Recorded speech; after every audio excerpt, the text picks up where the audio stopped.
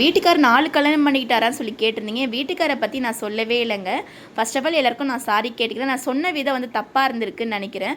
நான் ஒரு சிஸ்டரை பற்றி தான் வந்து சொன்னேன். அதை நீங்கள் பார்த்தீங்களா என்னான்னு தெரியல. அதாவது அவங்க சொல்கிற மாதிரி நான் சொன்னதுனால எல்லாருமே என்னோட லைஃபாக என்னோட ஹஸ்பண்டாக வந்து நீங்கள் நினச்சிக்கிட்டீங்கன்னு நினைக்கிறேன். ஆக முதல்ல அந்த சிஸ்டர் எனக்கு ரொம்ப வேண்டியவங்க. அவங்க வீட்டில் இருக்கவங்க எல்லாரும் என் வீடியோ பார்ப்பாங்க. ஏன் அவங்க ஹஸ்பண்ட் சொன்ன இல்லையா, அவங்களையுமே இந்த வீடியோ பார்ப்பாங்க. அவங்க முக்கியமாக அவங்களுக்காக தாங்க நான் இந்த வீடியோ நான் ஷேர் பண்ணேன்.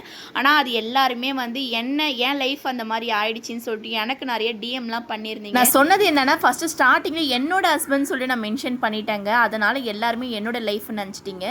யாருக்கும் சாரி நான் கேட்டுக்கிறேன். நிறைய பேர் எனக்கு டிஎம்லாம் வந்து பண்ணியிருந்தீங்க. அக்கா கவலைப்படாதீங்க அப்படிலாம் சொல்லியிருந்தீங்க. இல்லைங்க, என்னோட லைஃப் கிடையாது. எனக்கு வேண்டிய ஒரு சிஸ்டரோட லைஃப்ங்க அது. ஒரு உமனாக நின்று தனியாக ஒரு குழந்தைய போல்டாக வந்து அவங்களே வேலைக்கு போய் அவங்க குழந்தைய வந்து படிக்க வைக்கிறாங்க. எல்லாமே தனியாக பார்த்துக்கிறாங்க.